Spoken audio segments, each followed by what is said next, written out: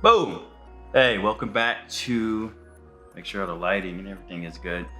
Welcome back to another episode with Rob D'Amato. This is actually the first episode where I'm going to be talking about my motorcycle. I bought a Honda CBR 600 RR and it's my first bike. So I dropped it already.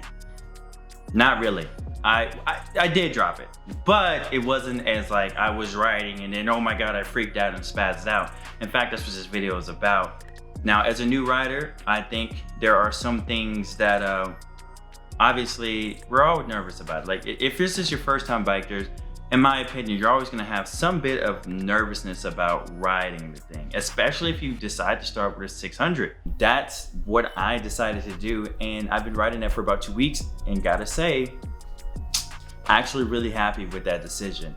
Now, here are the 3 things I would consider when buying a bike if you should go for a 250 or a 600 to start off. For one, what is your normal demeanor with stress? Do you find yourself getting really anxious, or do you more calm and collective despite what's going on around you if it's chaotic? If you find yourself more than like in most scenarios being more calm and collective, then I would say that's a positive indicator, not a definite yes, but a positive indicator that starting on a 600 will be okay for you, because a lot of accidents happen because of a rider getting overwhelmed and not being able to pay attention to surroundings because they're still trying to figure out what's going on with the bike. And already being on a 600, the margin for error is already pretty unforgiving if you make mistakes. So if you typically are a little bit more anxious and a lot of things going around maybe scares you, or not necessarily scares you, but causes you to almost short circuit, like, oh, I need to process what's going on, right? A motorcycle, time doesn't freeze and allow you to, let me look at this situation, right? It's like typically it happens in seconds, a lot of accidents. I watch a lot of Dan the Fireman and Yami Noob, or I don't know, something like that. You guys, if you watch motorcycle videos, you know the 2 people I'm talking about. And you can watch their videos and see why a lot of accidents happen. And typically it's because of inattentiveness and also just being flustered or overwhelmed and panicking. So that's why I say the first thing to consider is your just normal temperament in regards to just any other scenario outside of a bike, because a bike pretty much just exaggerates your normal temperament, like your normal demeanor in terms of your situation you're in. Number 2, are you mature? And what I mean by that is, are you gonna on the bike give it some throttle when you're in front of a lot of people because you know you're on a 600 and hopefully it sounds good? You gotta take that in consideration, because if you're a new rider and you start doing stuff like that, you're more likely to get panicked and flustered, right? Even if you said yes to number 1 but no to number 2, you can overwhelm yourself, right? As calm and collective as I claim to be, and I like to think I am, if I do something ridiculous like trying to pop a wheelie without ever watching any videos or being in the experience, I probably will get flustered like that. I'm like, oh, you know, like, so maturity plays a big part in that as well. So are you mature, right? If you answer yes to that, great. That is a good indicator as to it may be okay for you to start on the 600. Now, and the final thing is your budget. I would want to keep this in mind, because when you buy a 600, obviously the price points are going to be a little bit higher than if you get a used 200, 250, 300, or whatever you decide to get, that's like, you know, in the earlier grades. And so you want to make sure that you budget enough for not only the bike, but also all the equipment that you need to get in to ensure that you're riding as safe as possible. So for me, when I bought my 600 RR, sounds cool saying that.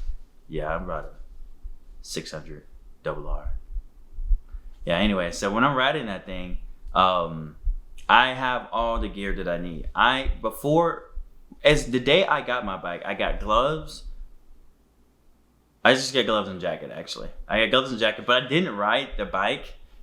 Okay, I lied. I did ride the bike with just gloves and a jacket. Now, the helmet, the reason I didn't have a helmet is because I ordered it from Revzilla and it had to come in, blah, blah, blah. So it did come in, and that shit is dope. So I'm sure I'm gonna have some B-roll footage of me in it, but I think I look pretty cool right now, you know what I mean? So I'm just saying, that Revzilla helmet. Although, be caution, if you buy anything from Revzilla, read the disclaimer. Outside of looking for the certification, right, the 3 main ones, I think it's Dot, Shell, and Snell, and I don't know, some other certification. My memory card was full, so it just stopped recording. Anyway, I basically was covering the 3 main reasons, which are essentially temperament, maturity, and also budget. And the last thing I think I was touching on was just the certifications that my helmet had and why I waited for the helmet. I didn't ride on any public roads until my helmet was in. And after the first time riding on a public road, I decided, you know what, I probably need to just go ahead and get those rider jeans as well. So the 5 pieces of gear I always ride with are, just a helmet. Well, the 3 main ones are helmet, gloves, and jacket. And I think that's what you need for your course, which mine is on June 2nd. So I'll take my course then and, get my M certification. However, just to reassess the whole point of the video again, I started with a 600, and the 3 reasons why I decided to start with a 600 RR was because 1, I'm pretty calm and collective and typically don't get too flustered in situations that are otherwise chaotic. 2, I consider myself a little bit more mature, or rather mature, meaning I don't feel the need to show off and stunt and do cool tricks and do things that are way beyond my riding skill level. So I'm just less likely to run into a situation that could cause me bodily harm or someone else harm. I just typically don't do things that would cause me to be in a more risky situation. And then 3rd and foremost, the budget I had set for my bike was good enough to where I can also get all the gear I needed without putting a strain or trying to go cheap or sacrifice on any of the gear I have. Most of my gear is Alpine gear, and even with my jeans, I don't know what my jeans are, I forgot, but they're just the standard Kevlar lined jeans with some knee pad for some extra armor, and then I have some boots as well. But again, those are the 3 big reasons, or the 3 things I would consider. And again, these are all indicators. Just because you said yes to all 3 does not now mean, oh, I said yes to all 3, so that means I definitely should start. I'm just saying those are positive signs that if you do start with a 600, that you will probably be okay based off that. Obviously, there's still some people that could have all those things, have the best budget and everything, and still something happens, right? That's just the world we live in. Nothing is really guaranteed, but those are 3 solid indicators. Anyhow, hey, thank you for checking out the video. If you like the content, if you like my opinion, my perspective, please like the video and throw a comment on there if you found this helpful, or maybe you have some other things that you want me to put on here. I don't have a GoPro yet. I know that's probably a good thing to have for filming and going over like my riding skill and like how I'm learning. So again, if you like the content, definitely subscribe, like, and comment. It really helps the algorithm, helps this video go. Obviously, I only have like 300 subscribers, so I really do appreciate all the support I can get.